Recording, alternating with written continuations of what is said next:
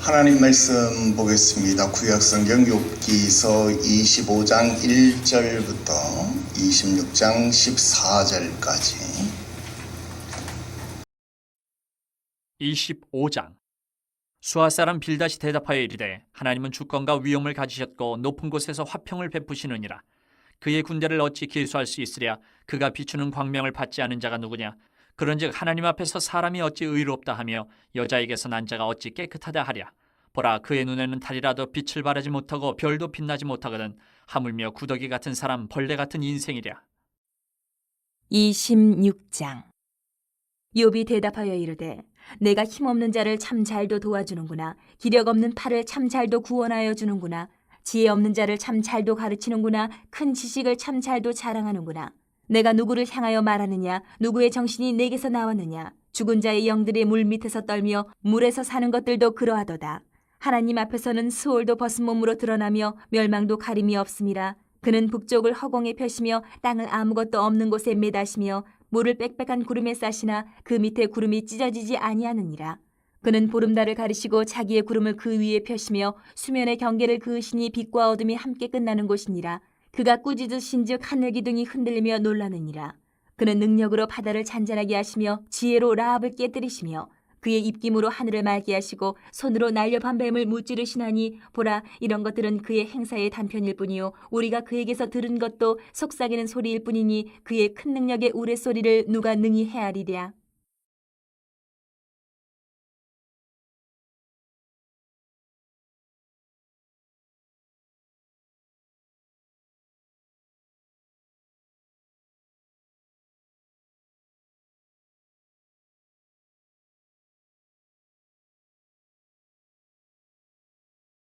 할렐루야. 오늘은 욥기서 25장 1절부터 26장 14절까지 기록된 말씀, 하나님 앞에서는 이런 제목으로 말씀드리려고 합니다. 오늘은 욥기서에서 가장 짧은 25장을 공부하게 됩니다.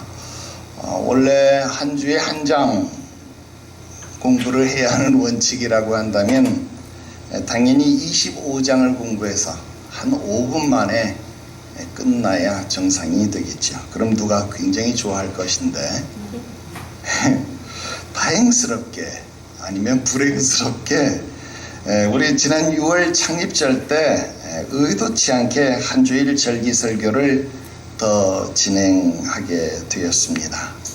그런데 하나님이 이렇게 우리가 진도를 맞출 수 있도록 5절짜리 한 장을 주심으로 26장을 또 붙여서 공부할 수 있도록 은혜를 주셨어요. 근데 그나마 붙여서 공부할 수 있는 26장도 14절까지밖에 없어. 그러니까 두 개를 합쳐도 여러분 20절밖에 안 돼요. 그러니까 우리가 기존에 31절, 36절 이렇게 되었던 다른 장에 비하면 그래도 오늘은 짧다. 그렇게 이야기를 해볼 수 있습니다. 그러니 걱정을 하지 마시고 오늘 두 장을 공부하지만 마치 한 장을 공부하듯 짧게 이야기를 하겠습니다. 자, 아무튼 오늘은 다시 빌닷이 세 번째 반론을 제기하게 되는데요. 빌닷이 25장에서 반론을 제기한다라고 이야기를 하는데 왜 6절밖에 안 하고 있을까? 먼저 그 이유를 생각해 보자 하는 거예요.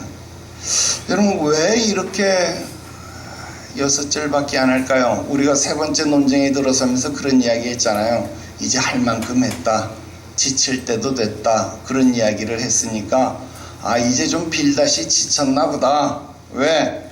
욥과 계속 논쟁을 해봤자 아무 소용없다. 저 고집불통 욥은 아무리 이야기를 해도 고쳐질 기미가 없으니까 욥에게는 우의독경, 소귀의 경을 읽는 것이 낫지 저 욥 앞에는 이야기해봤자 헛수고니까 아이고 내 입만 아프지 차라리 이야기를 그만해야 되겠다. 그래서 아마 이야기를 적게 하는 것이다. 그렇게 생각해 볼 수 있겠지요. 그런 이유도 있을 수 있겠지만 정말 그런 것이 아니고, 여러분, 이야기를 하다가 이야기를 잘린 것이다. 그렇게 생각을 해볼 수 있겠습니다. 여러분, 빌닷이 이야기를 막 하는 중인데, 막 하고 있는데 이야기를 하고 있는데 욥이 딱 치고 나왔다 이 말이에요. 욥이 딱 치고 나와서 야 시끄러, 입 닥쳐, 그만해.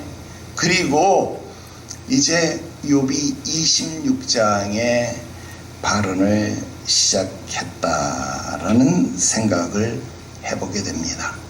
그렇게 생각이 드는 이유는요, 26장에서 욥의 발언이 그 어느 때보다도 강하고 거칠다라는 겁니다. 물론 앞에서도 욥이 야 너희가 죽으면 세상의 지혜도 다 죽겠구나, 뭐 이렇게 욥이 이야기한 적은 없지 않아 있습니다. 그런데 오늘 이야기하는 거 보니까 여러분 어때요?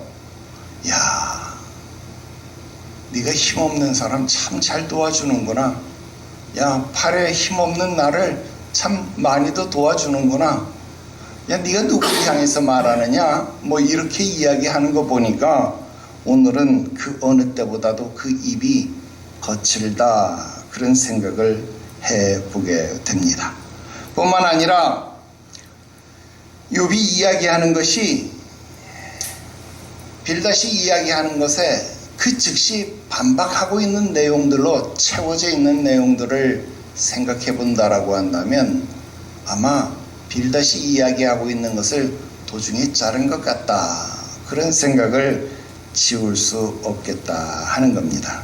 그래서 여러분, 이런 맥락을 머릿속에 이렇게 집어넣고, 그러니까 25장과 26장은 같이 공부해도 괜찮겠다, 그런 생각을 해보게 됩니다. 그래서 이런 맥락을 생각하고 오늘 본문의 내용을 살펴보도록 합시다. 오늘 여러분들에게 25장, 26장 합해서 세 가지를 말씀드리려고 합니다. 첫 번째로, 빌닷은 모든 사람들에게 하나님의 심판이 있다라는 이야기를 하고 있습니다. 여러분, 24장에서 욥은 악인들은 광명을 배반한 자, 즉 어둠 속에서 악을 행하는 자들이라고 말한 바가 있습니다. 그래서 악인들은 여전히 악을 행하고 있다, 그렇게 불평을 했었는데요. 그것을 보면서 지금 빌닷은 어떤 이야기를 하고 있느냐면, 야 광명한 빛이 모든 사람에게 비치지 않겠느냐, 그러니까 그 누구도 하나님의 심판을 피할 수는 없는 법이다, 이렇게 이야기를 하는 거예요. 자, 말은 맞아요, 틀려요? 말은 맞습니다. 틀린 말이 아닙니다. 그런데요, 여러분, 이 말은요, 빌닷만 지금 말하는 새로운 주장이 아닙니다. 여러분, 이 말은요, 앞에서 엘리바스도 했던 말이고 욥도 같은 논조의 이야기를 했던 이야기입니다. 그러니까 여러분, 광명한 햇살이 온 천지 만물에 비친다, 모든 사람에게 비친다. 여러분, 이 말은 그 누구도 이의를 제기할 수 없는 일반론적인 주장이다. 여러분, 작은 촛불을 켜도, 작은 성냥불을 그어도 여러분, 불빛이 비치면 어둠은 사라진다라고 하는 것을 모르는 사람이 있나요? 없죠. 이것은 누구나 말할 수 있고 누구나 다 알 수 있는 내용이 아닐 수 없다 하는 거예요. 너무나도 당연한 이야기다 라는 겁니다. 그러므로 하나님의 주권, 그의 위험 앞에서 감히 인간이 자기의 의로움을 내세운다라고 한다면 그 사람은 정상이 아닐 것이다 라고 한다 하는 겁니다. 자, 그렇다면 지금 빌닷은 왜 이렇게 한 이야기, 그것도 남이 한 이야기를 또 하는 것일까 하는 겁니다. 또 하나마나 한 이야기, 모두가 다 알고 있는 일반론적인 이야기를 왜 또 꺼내는 것이냐 하는 겁니다. 거기다가 이 4절에 여자에게서 난 자, 이런 표현. 자, 이 표현도요 14장 1절에서 욥이 썼던 표현입니다. 그리고 15장 14절에서 보면요 엘리바스도 이 표현을 그대로 썼던 표현입니다. 제가 왜 이 이야기를 하느냐면 여러분 고대 논쟁에서는요 수사학이라고 하는 이 학문은 아니고 그때는 뭐 우리로 따지면 옛날 웅변학원에서 이 연사 강력하게 외쳐드립니다 뭐 이런 거 했었잖아요. 그죠? 옛날 웅변학원에서. 근데 이 웅변 스킬 이 연사 강력하게 외쳐 이런 걸 여기서 가르쳤는데 저기서 또 똑같이 따라하면요 그 기술은 웅변대회에 나가면 점수를 못 따요. 왜? 이 학원에서 쓴 기술이니까 저 학원에서 그 기술을 쓰면 그건 점수를 못 따는 거예요. 다른 스킬을 써야 점수를 따는 것이지 이거 여기서 한 거를 저기서도 하면 그건 점수를 못 따요. 손도 이쪽 손 들었는데 이쪽 손 들어야지 이쪽 손 같이 들면요 점수를 못 따요. 그러니까 먼저 하는 게 속된 표현으로 잠땡이죠. 여자에게서 난 자 이 표현도 14장 1절에서 욥이 썼는데 또 15장 14절에서 엘리바스가 썼는데 여러분 지금 빌다시오 또 쓰는 거예요. 또. 그리고 6절에 보면 구더기라는 표현, 뭐 벌레라는 표현도요. 욥이요 7장 5절에서 썼던 표현입니다. 그리고 17장 14절에서 또 욥이 두 번이나 거듭해서 사용했던 표현이다라는 겁니다. 그러니까 지금 25장을 정리해서 표현을 해본다라고 한다면 여러분 빌닷은요 완전히 자기 주장을 하는 것이 아니라 요즘 뭐 인사청문회 쭉 지나면서 보는 것처럼 쉬운 말로 논문 표절을 했는데 이 돌려보니까 표절률이 몇 프로? 뭐 한 80%, 90% 표절률이 나온 거예요. 그러니까 지금 욥이 이걸 듣다가 이거 어디서 들은 건데 막 계속 들은 말이 나오니까 짜증이 확 난 거예요. 그러니까 야 그만해. 야 입 닫어. 그만 말해. 그리고 말을 딱 막았다라는 거예요. 엘리바스가 한 말, 욥이 했던 말 그것들을 반복해서 주장하고 나열하고 있다 하는 것입니다. 자, 지금까지 첫 번째 주장, 두 번째 주장 빌닷이 했던 이야기를 들었을 때 빌닷은요 나름 경건한 자 같았다라는 것입니다. 그런데 불과 세 번째 주장이 나오는데 빌닷의 미천이 다 떨어졌다라는 겁니다. 여러분 욥을 항변해온 욥을 향해서 공격했던 그 모든 내용들을 보니까 전부 다 엉뚱했던 말들이었습니다. 그 내용이 심히 빈약했다라는 겁니다. 여러분 우리는 주변에서 이런 경우들을 많이 본다 하는 겁니다. 어떤 주장에 휩쓸려서 남을 정죄하고 악한 일에 동조하는 경우들을 보게 되지요. 그냥 우리 사회에서도 보면 보수가 나쁘다, 진보가 나쁘다 뭐 그렇게 말해요. 그래서 물어봐요. 야 보수가 뭐가 나쁜데? 야 진보가 뭐가 나쁜데? 그렇게 물어보니까 계엄령을 내려서 나쁘대. 입법 독주를 해서 나쁘대. 그렇게 이야기를 하는 거예요. 뭐가 나쁜지 뭐가 좋은지를 구체적으로 말하라 그래도 말을 못해. 그러니까 평생 남의 의견에 떠밀려서 자기 생각은 없고 그냥 유리해 보이는 주장에 자기 목소리를 보태며 살아가는 사람들이다라는 거예요. 여러분 인터넷 댓글을 보면 여러분 어떻습니까? 그냥 남들이 막 이야기하는데 자기가 댓글을 하나 더 달면 그냥 자기가 그런 사람처럼 보이는 거예요? 그렇게 동조되어지면 자기가 그런 사람으로 취급받는 거예요? 여러분 교회에서도 문제를 일으키는 사람은요, 몇 사람에 불과합니다. 대부분의 사람들은 그저 인간관계에 떠밀려서 동조했던 사람들에 불과하다 하는 거예요. 참으로 안타깝다 하는 거예요. 무엇이 옳고 무엇이 그른지를 분별하지를 못한다라는 겁니다. 자기의 생각, 자기의 주장이 무엇인지 알지도 못할 뿐만 아니라 결정하지도 못하는 거예요. 그리고 나중에 진실을 알게 되었을 때에는요, 그것을 분별하게 되었을 때는요, 이미 그동안 자기가 내뱉은 말, 자기가 행했던 일들 때문에 이미 건너올 수 없는 다리를 건넌 거예요. 돌아오고 싶지만 다리를 부숴버렸기 때문에 돌아오지도 못하는 거예요. 건너지도 못하는 거예요. 후회가 막심한 거예요. 여러분, 그런 일들이 우리 인생에서 얼마나 많으냐 하는 것입니다. 여러분, 지금 빌닷이 그런 처지가 되었다라는 겁니다. 욥이 그것을 막고 있습니다. 그만해라.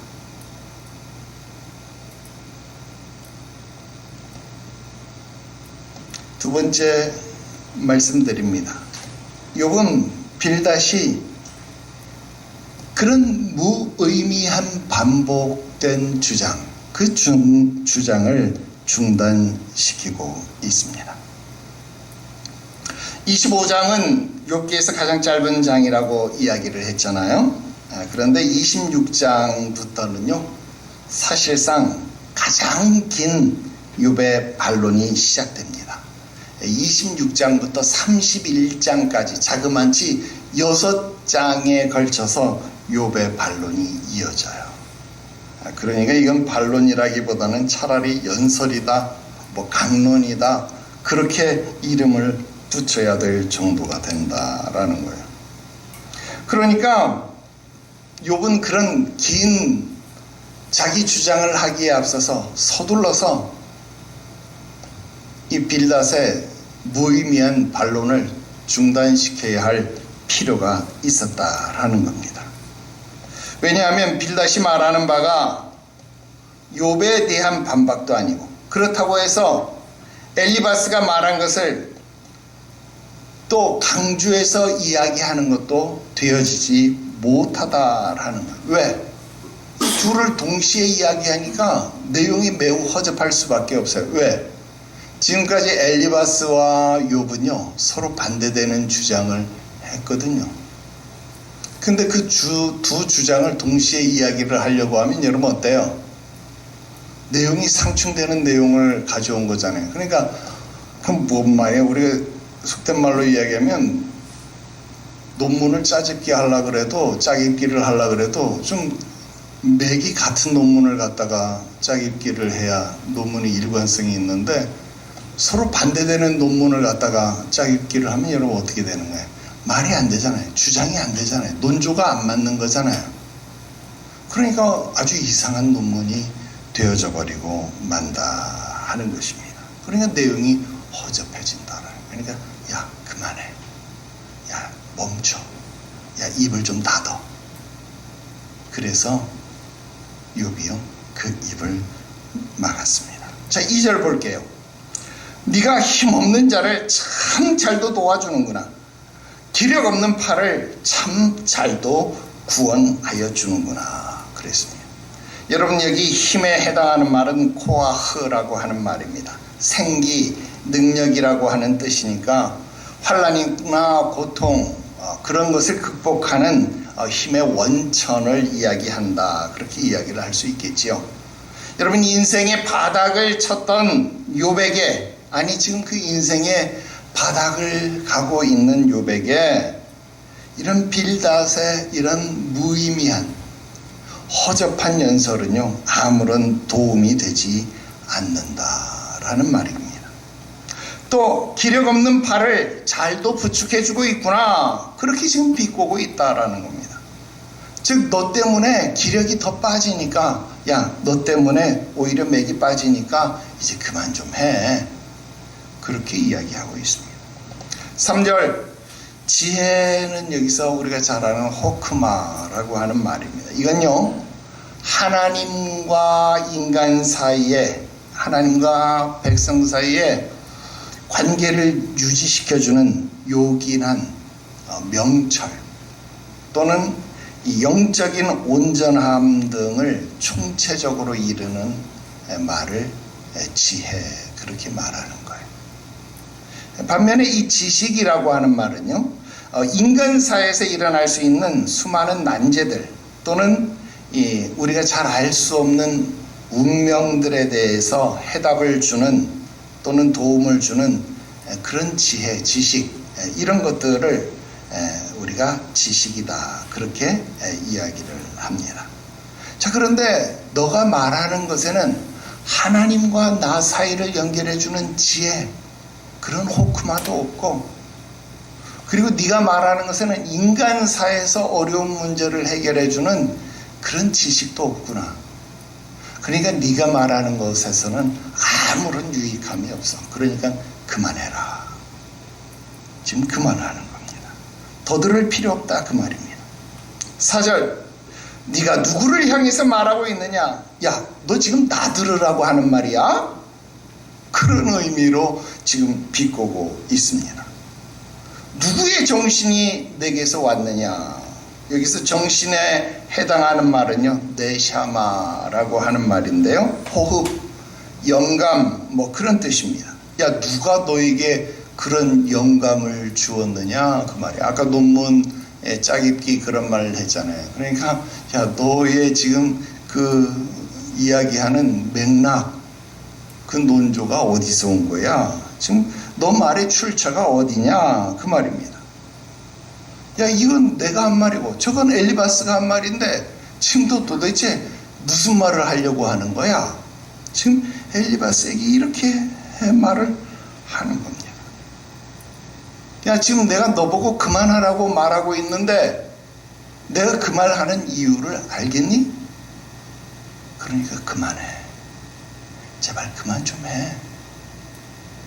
지금 빌닷에게 이렇게 말하고 있는 겁니다. 좀 빌닷이 부끄러웠겠죠. 그러면서 욥이 진짜 지혜가 무엇인지, 진짜 지식이 무엇인지 보여주고 있습니다. 그게 세 번째입니다. 세 번째로 욥은 체험 신앙을요 근거로 해서 하나님을 이해하고 설명하고 있습니다. 자, 욥기서를 공부하면서요, 욥의 신앙이 발전하고 있다라는 내용을 말씀드린 적이 있습니다. 욥은 자기 자신이 하나님을 잘 믿는다라고 생각을 했어요. 잘 섬긴다라고 생각을 했습니다. 그런데 자기에게 찾아왔던 그 고난으로, 그 고난이 왜 찾아왔는지를 알지 못하니까 너무도 답답했고 억울하기만 했습니다. 그래서 하나님을 만나고 하나님과 단판을 짓고 싶었던 그런 초보적인 신앙의 단계가 그에게 있었다라는 것입니다. 물론 그 순간에도 그래도 욥은 선을 지킬 줄 아는 사람이었다. 여러분, 이게 참 욥이 존경받을 만한 사람이었다라는 겁니다. 왜? 사람은 선을 지킬 줄 모르는 사람들이 얼마나 많은지 몰라요. 속된 표현으로 분수를 모르는 사람들이 얼마나 많은지 모른다라는 거예요. 지금 욥을 위로하고 있는 엘리바스, 빌닷, 소발 같은 사람들도 분수를 모른다라는 거예요. 하지만 욥은 선을 지킬 줄 아는 사람이었다라는 거예요. 그러다 보니까 그 선을 잘 지키고 가고 있었기 때문에 그러는 와중에 그는 어느 날 하나님을 찾고 찾음에도 불구하고 하나님이 자기를 만나주지 않는다라는 사실, 아니 하나님이 자기를 피하고 있다라는 사실을 깨닫게 됩니다.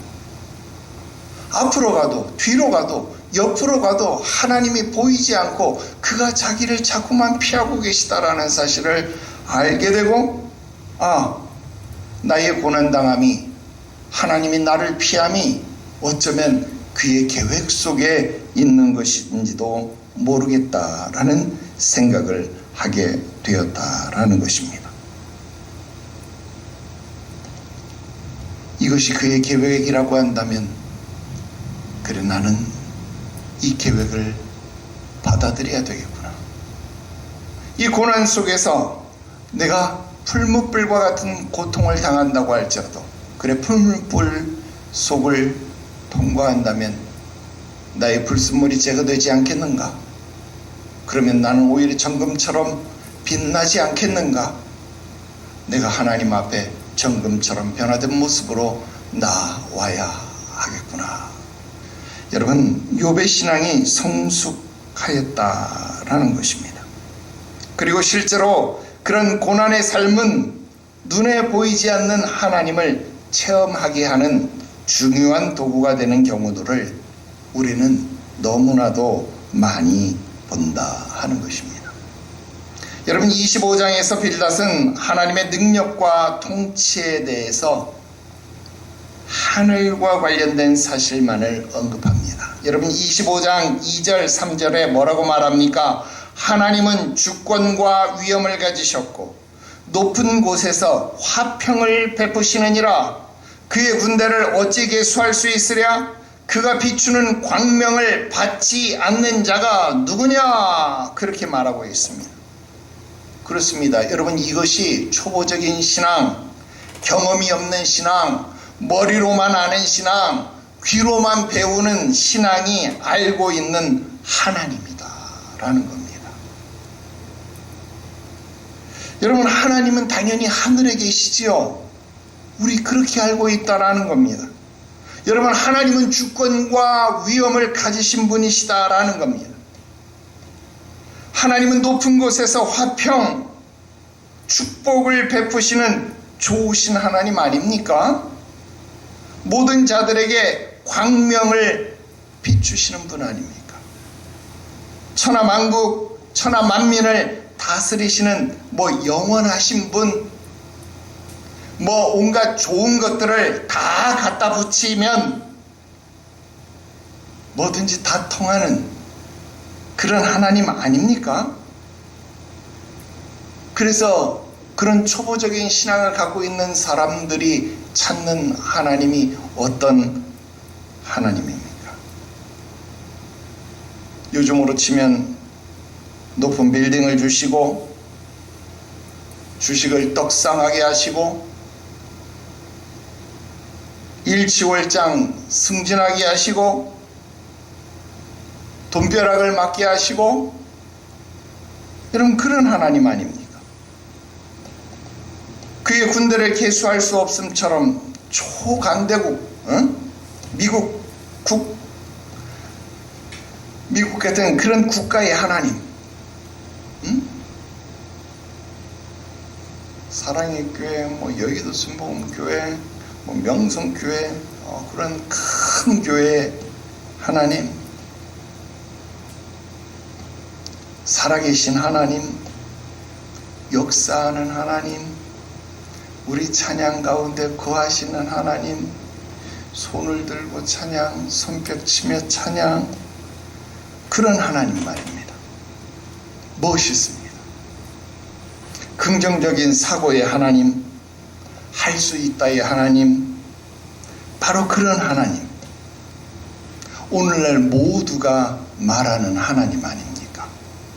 이런 하나님을 말하면 큰 믿음이 좋다고, 신앙이 좋다고, 대단하다고, 저러니까 목회가 성공한다고, 저러니까 신앙이 좋고 사업이 성공한다고, 저러니까 대단하다고 박수치고,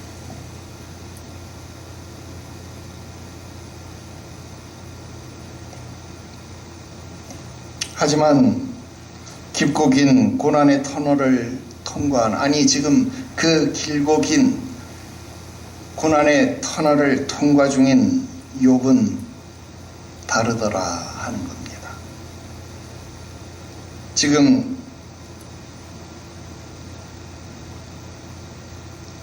(5절) (6절에) 죽은 자의 영들이 물 밑에서 떨며 물에서 사는 것들도 그러하도다. 하나님 앞에서는 스올도 벗은 몸으로 드러나며 멸망도 가림이 없음이라. 그렇게 말합니다. 이게 지금 욥이 체험적으로 느끼고 경험한 하나님을 소개하는 겁니다. 욥도 잘 나가던 때가 있었잖아요. 1장에서 동방의 거부라고 당대의 의인이라고 소개되어졌던 적이 있었잖아요. 그때에 욥이 체험했던 하나님은 아까 이야기했던 그런 하나님 아닙니까? 그런 하나님 욥도 알고 있었다 이 말입니다. 그러면 지금 만나고 있는 욥의 하나님은 어떤 하나님이냐 하는 겁니다. 인생의 바닥 가운데서 만난 하나님은 어떤 하나님이냐 하는 겁니다. 지금 욥이 만나고 있는 하나님을 엘리바스, 빌닷, 소발은 어떤 하나님이라고 말하고 있었습니까? 네가 죄를 지었으니까 그랬지. 야, 네가 하나님을 제대로 안 섬기니까 그랬지. 너는 하나님 앞에 버림받은 거야. 너는 지금 하나님을 만나는 것이 아니라고 말을 했습니다. 너는 지금 하나님 앞에 있는 게 아니라고 말을 했습니다. 그러나 욥은 아니라고 말합니다. 지금 내가 바닷 가운데 있지만, 지금 터널 가운데 있지만, 아니 죽음의 영들이 떨면서 물속에 있는 자들이 그러한 것처럼, 물속에 있는 자들, 수월의 깊음 속에 있는 자들이 그랬던 것처럼, 여러분 요나도 물고기 뱃속에서 수월의 깊음 가운데 속에서도 주의 전을 바라보면서 기도하지 않았습니까? 그곳에서도 하나님을 경험한다라는 겁니다. 오히려 요나는 물고기 뱃속에서 주의 전을 바라보며 하나님을 경험한 것 아닙니까?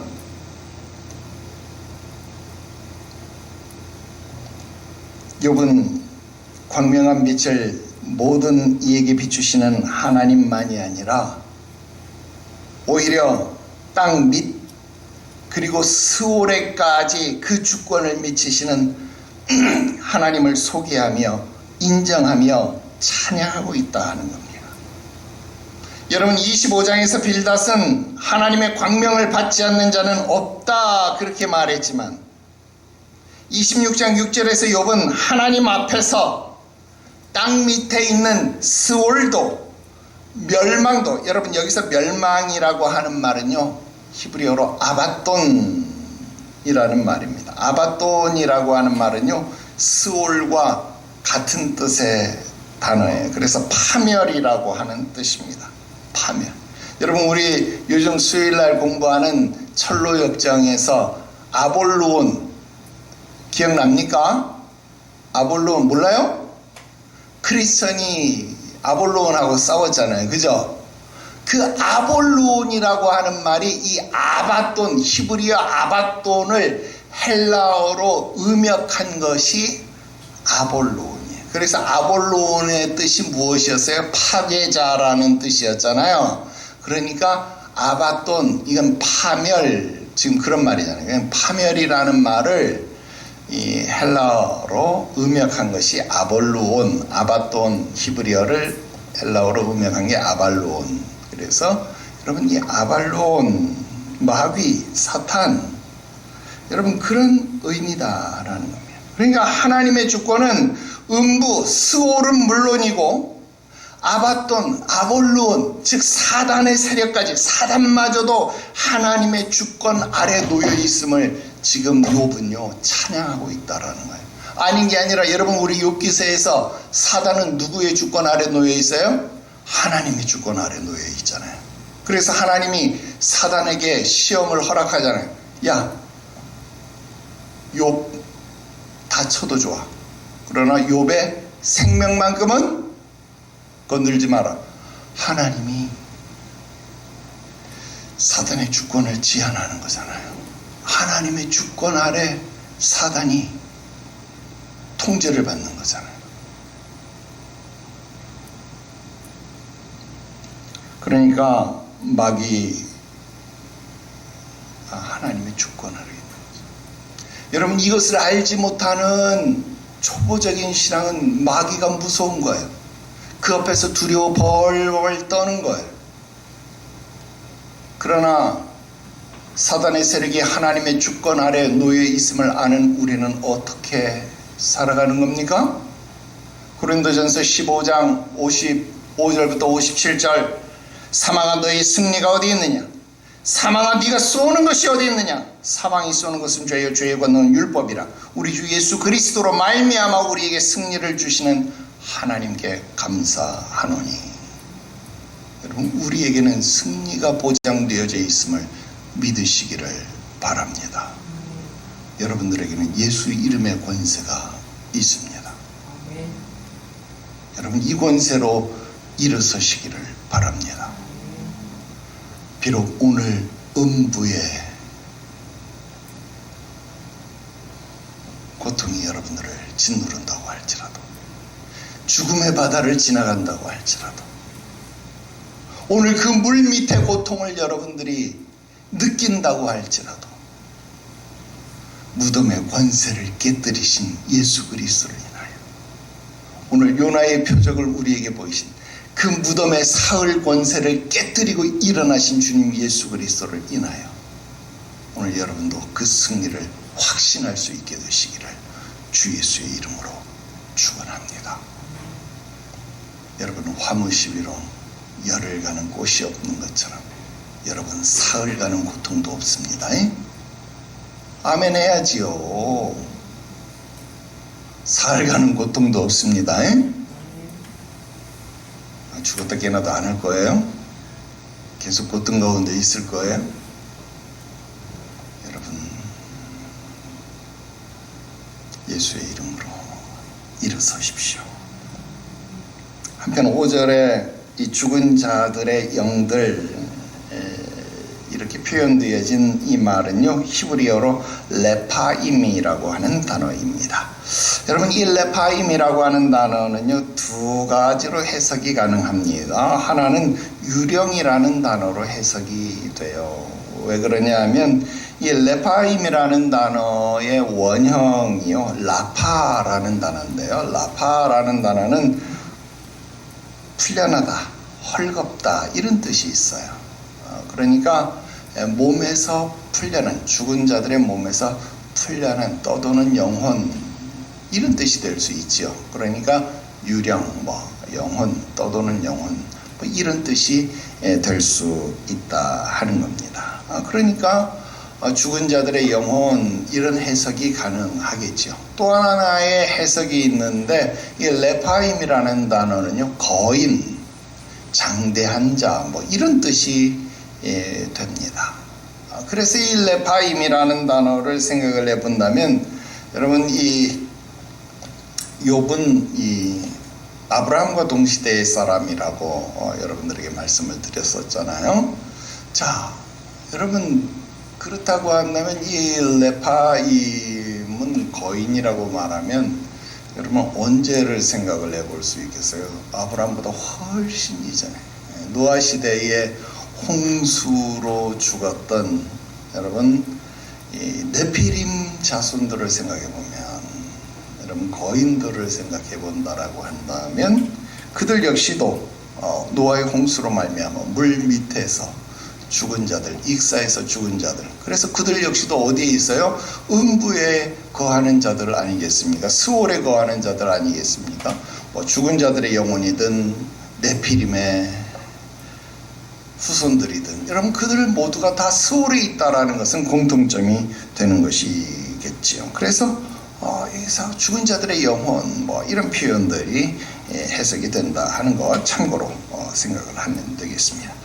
자, 그 다음 7절 이하에 기록되어진 내용, 7절부터 13절까지 기록되어진 내용은요, 일명 이 욥기서를요 과학책이다라고 이야기할 만한 근거로 사용되어지고 또 인용되어지기도 하는 말씀드립니다. 자, 먼저 7절 한번 볼까요?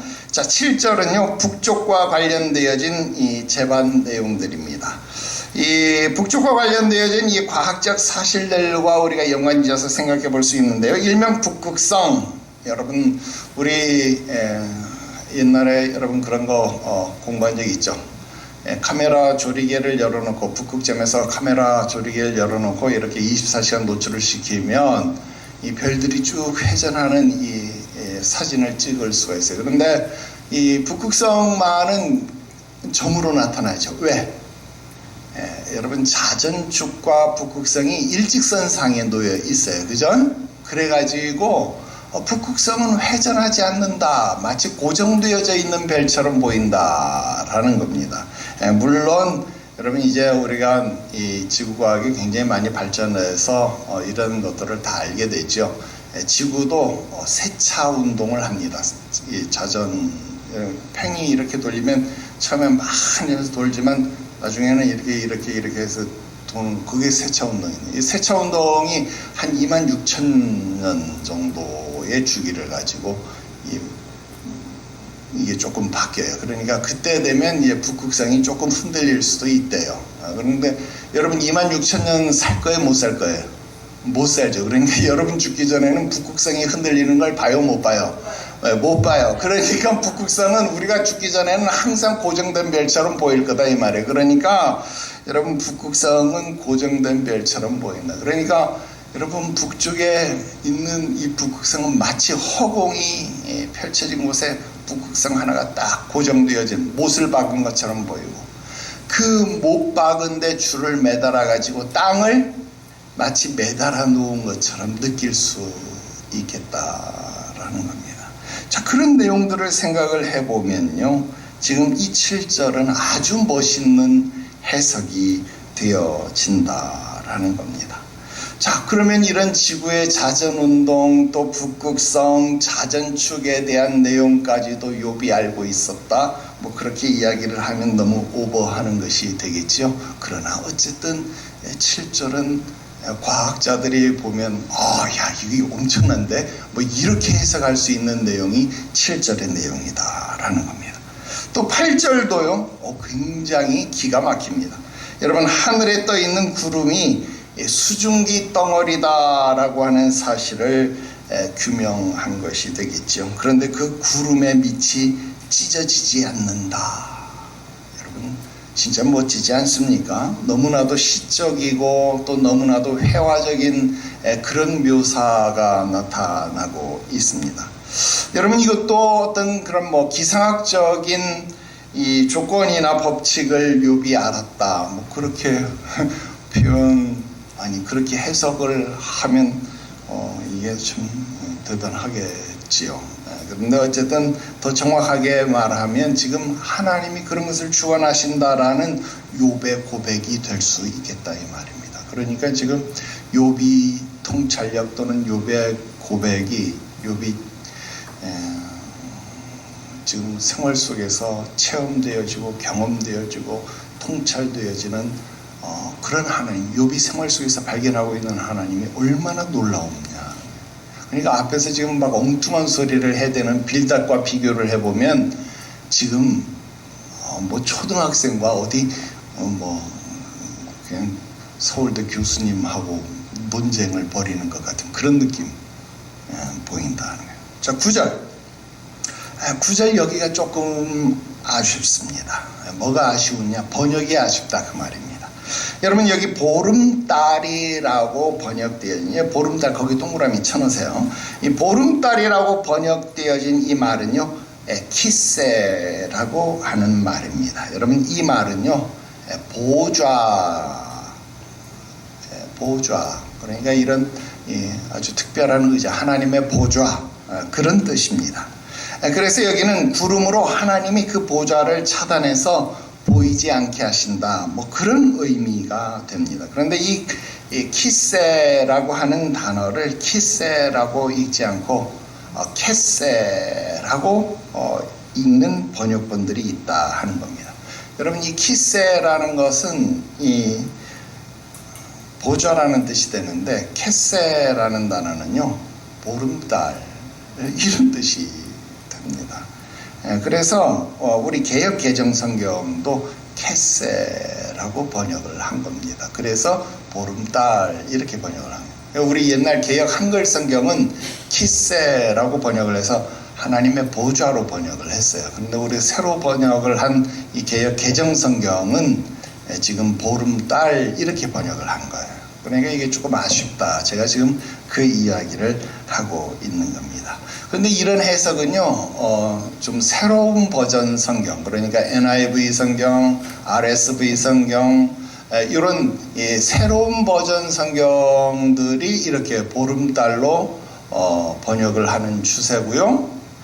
전통적인 성경, 그러니까 우리 개역 한글 성경, 그리고 70년대 번역이 되어 80년대 번역이 된 우리 공동 번역 성경, 개신교 또 가톨릭 같이 번역을 했던 이 공동 번역 성경, 그리고 여러분 잘 알고 있는 흠정역이라고 말하는 킹 제임스 버전 성경, 이런 성경 같은 경우는 이걸 전부 다 하나님의 보좌로 번역을 하고 있다. 그러니까 전통적인 성경에서는 보좌로, 또 새로운 신세대격 성경에서는 이것을 보름달 이렇게 번역을 하고 있다 하는 그런 차이가 있어요.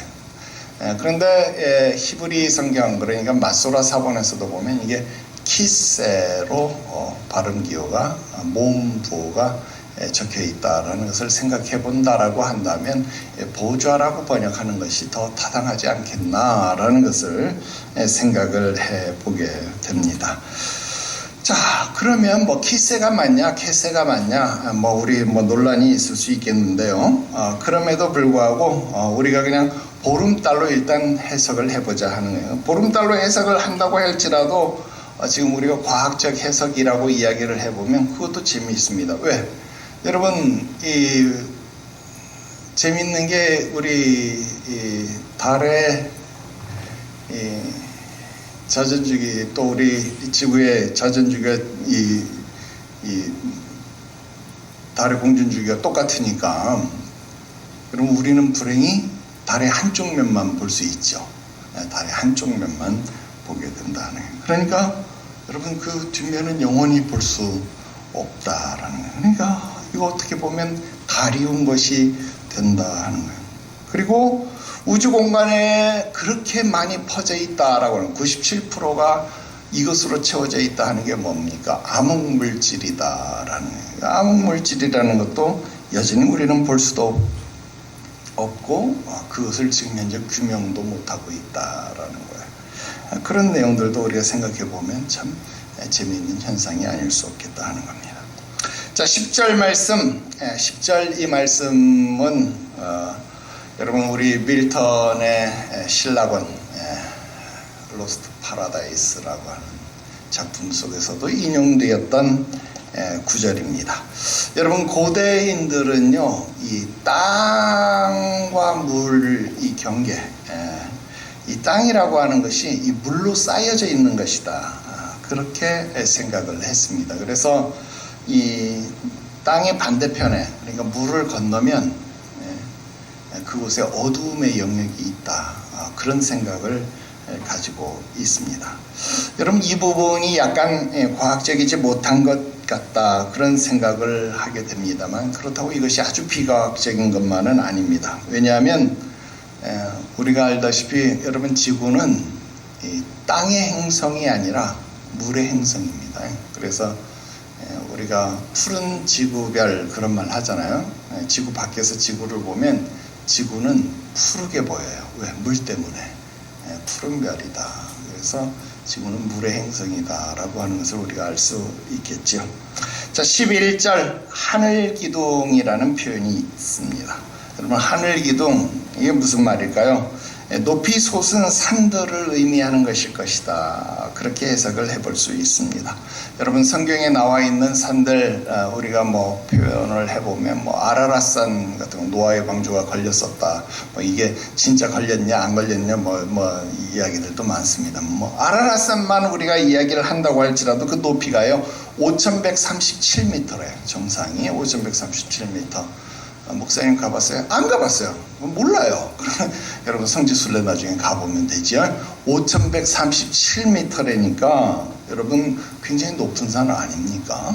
또 신해산, 여러분 신해산은요 어디가 신해산인지를 잘 몰라. 그래서 신해산이 어딘지는 잘 모르지만 그래도 일반적으로 신해산이라고 일컬어지는 곳이 있는데 거기가 어디냐면 모세의 산이라고 불려지는 곳이래요. 여기 목사님 가봤냐고요? 못 가봤죠. 우리 같이 가봐야죠. 아멘 한 사람은 꼭 갑시다.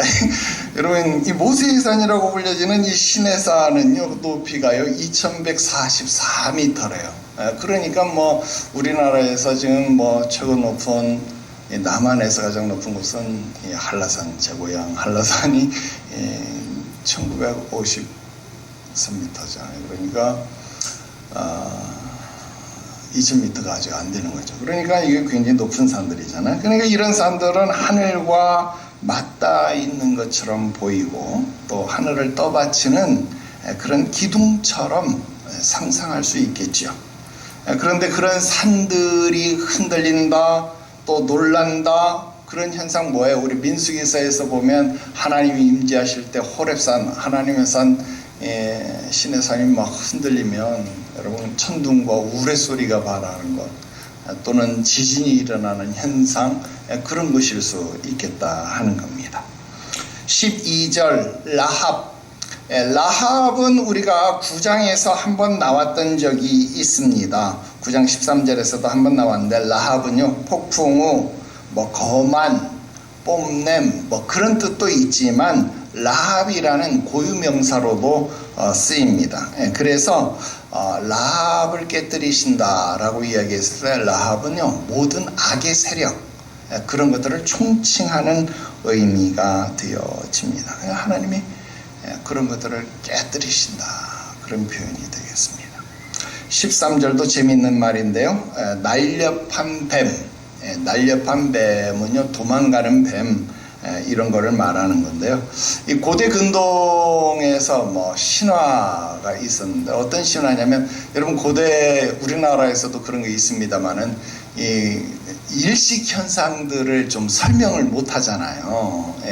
지구의 그림자가 태양을 이렇게 달 그림자가 태양을 이렇게 가려서 일식 현상을 나타나는데 그 일식 현상이 설명이 안 되니까 뭐 온갖 다른 설명들을 많이 하는데 이 일식 현상을 뭐라고 설명들을 했었냐면 고대 이 우가리 신화에 보면 이 큰 하늘에 살고 있는 큰 뱀이 있어서 그 뱀이 태양을 삼키는 것이다. 또는 그 뱀이 태양을 막 칭칭 감아가지고 그 태양빛을 이렇게 안 보이게 하는 것이다. 뭐 이렇게 설명하는 신화가 있습니다. 그런데 지금 욥이 뭐라고 이야기를 하는 거냐면 하나님이 그 뱀을 신화 속에 나오는 그 뱀을 마치 우상을 무찌르듯이 그 뱀을 무찌르시기 때문에 그 뱀을 상하게 하시기 때문에 그 뱀을 깨뜨리시기 때문에 여러분 우리 창세기에 나오는 여자의 후손이 뱀의 머리를 상하게 할 것이다 하는 것처럼 그 뱀을 상하게 하시면 날쌘 뱀, 날렵한 뱀을 깨뜨리기 때문에 그 뱀이 도망가는 거죠. 그러니까 여러분 일식도 어떻게 되느냐 하나님 앞에서는 없어지는 거예요. 그러니까 뱀이 태양을 탁 먹었다가도 하나님이 그 뱀을 탁 깨뜨리시니까 그 뱀이 어떻게 하냐 도망가는 거죠. 태양을 도로 토해내는 것이 되겠지요. 이런 것들을 지금 재미있게 표현하게 되는 겁니다. 그러니까 신화보다 하나님을 더 위대한 분으로 지금 체험적으로 그렇게 이해하고 있다 하는 것을 우리가 분명하게 알 수 있습니다. 근데 뭐 고대 신화에서는 어떻게 하겠어요? 뱀이 지금 태양을 삼켰으니까 어떻게 하겠어요? 막 뱀에게 막 제사하고 절하고 막 그렇게 해서 빨리 태양을 다시 토해 주십시오, 뭐 풀어 주십시오, 막 이렇게 제사해야 몇 시간 지나야 막 이렇게 이걸 풀어주거나 토해주거나 이러지 않겠어요? 그런데 지금 욥은 어떻게 하는 거예요? 하나님이 그 머리를 깨뜨리시니까 뱀이 도망갔다 이렇게 이야기를 하고 있는 거예요. 그러니까 욥은 지금 굉장히 그 신앙에 있어서 체험적으로 다른 고백들을 하고 있습니다. 자, 마지막 14절입니다. 자, 이런 것들은 그 행사의 단편이다. 여러분, 행사, 데레크라고 하는 말입니다. 길이라는 뜻인데요. 여기서는 그의 권능, 주권을 보이시는 하나님의 일하심을 뜻하는 말입니다. 그런데 단편은 이 모서리의 끝, 이런 뜻입니다. 카차라고 하는 말입니다. 그의 일하심은 이렇게 모서리의 끝, 아주 조금만 보여주는 것이다, 이런 말이에요. 아주 조금만 보여주는 것도 지금 이렇게 엄청난 거잖아요. 여러분, 구약시대에 이런 욥시대에 이런 엄청난 과학적 지식을 알고 있다고요? 여러분, 엄청난 거 아닙니까? 지금 보아도 엄청난 일인데, 여러분, 이런 엄청난 일들을 누가 알고 있는 거예요? 하나님을 아는 자들이, 하나님을 경험하는 자들이, 하나님을 체험하는 자들이 지금 이 지식을 알고 있는 겁니다. 오늘 여러분들이 알고 만나는 하나님은 어떤 하나님입니까? 남들이 좋으신 하나님, 축복의 하나님, 사랑의 하나님이라고 하니까 그런가 보다 생각만 하는 하나님이 아니라 정말 나의 삶 속에서 나에게 좋으신 하나님, 나에게 축복의 하나님, 나에게 사랑의 하나님이어야 하지 않겠습니까? 이것을 좀 현실감 있게 말씀드려 보려고 합니다. 여러분, 연예인 멋있죠? 연예인 잘생겼죠? 연예인 돈 많죠? 하여튼 좋은 것 연예인에게 다 있습니다. 그죠? 근데 중요한 것은 연예인은 내게 아니잖아요. 나에게 멋있고, 나에게 잘생기고, 나에게 돈이 있고, 나에게 좋은 것이어야 중요한 것 아닙니까? 아버지가 돌아가시기 전에 내 돈을 쓰는 게 제일 마음이 편하시다, 그런 말씀 하셨어요. 며칠 전 어머니랑 통화를 하는데 어머니가 내가 귀엽대요. 어머니, 아직도 내가 귀여워? 네가 제일 귀엽다. 아유, 참. 내가 귀엽대요. 나는 아버지가 내 최고의 스승이었습니다. 최고의 위로자였습니다. 내 어머니는 내 신앙의 멘토입니다. 내 신앙은 모든 것이 어머니에게서 나왔습니다. 나는 주변의 모든 사람들에게 그런 사람이 되고 싶고, 또 그런 사람으로 사람들을 인정하며 살려고 노력합니다. 내가 또 어디 가서 이런 사람을 만날 수 있을까? 이 사람이 내게 가장 소중한 사람이다. 이런 권사님, 이런 집사님, 난 요즘 우리 교회 남자 집사님들 보면요, 다 내 형제들 같아요. 그냥 다 같이 늙어가는 시대를 살아가는 소중한 인연들 아닙니까? 우리 청년들 다 내 자식, 우리 자식들 아닙니까? 다 같이 시집 보내고 장가 보내고 그래야 되지 않겠어요? 우리 부모님들 이제 얼마 같이 오래 못 계시잖아요. 다 같이 보내드리고 또 같이 위로해 드려야 하지 않습니까? 그러니까 다 같은 식구, 형제 자매 같다, 그 말입니다.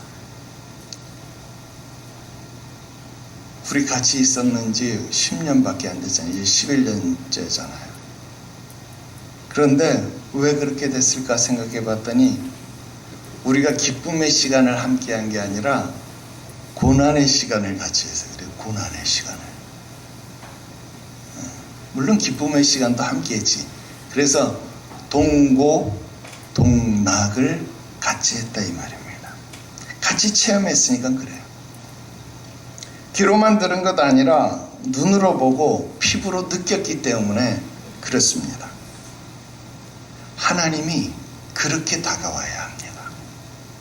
연예인처럼 하나님이 다가오면 내 하나님이 아니니. 아까 말한 간증에서만 듣는 그런 하나님 되면 남의 하나님처럼 보인다 그 말입니다. 그러나 내 삶 속에서 만나지는 하나님, 내 삶 속에서 경험되어지는 하나님, 인생의 바닥 속에서 터널 속에서 만나지는 하나님, 스올의 깊음 가운데서 만나지는 하나님, 나의 등 뒤에서 나를 도우시는 하나님을 오늘 여러분들이 만날 수 있기를 주 예수의 이름으로 축원합니다. 그 하나님이 진짜 하나님입니다. 다른 하나님 여러분들에게 말할 때 야 그만 말해, 야 입 좀 닫어, 그런 하나님 말하는 사람 보면 이제 여러분들 그렇게 말하고, 여러분들이 알고 있는 하나님, 진짜 하나님을 그들에게 소개해 줄 수 있기를 주 예수의 이름으로 축원합니다. 기도드립시다. 거룩하신 하나님 아버지, 은혜와 사랑을 감사합니다. 오늘 우리의 신앙이 날이 갈수록 달이 갈수록 해가 갈수록 점점 깊어져 가는 것을 기뻐합니다. 감사합니다. 비록 스올의 깊음 같은 어두움의 터널이 우리를 엄습하고 사망의 음침한 골짜기가 우리들 주변에 있지만 주의 지팡이 막대기가 우리를 안위하고 있음을 인식할 수 있게 하시옵소서. 나를 도우시는, 나를 붙드시는 주의 손을 깨달을 수 있게 하시옵소서. 천지 만물을 바라보며 하나님의 그 아름다운 사랑을 깨달을 수 있게 하시옵소서. 이 모든 것이 나를 위하여 예비되어졌음을 오늘도 알게 하시옵소서. 거룩하신 구주 예수님의 이름으로 기도드리옵나이다. 아멘.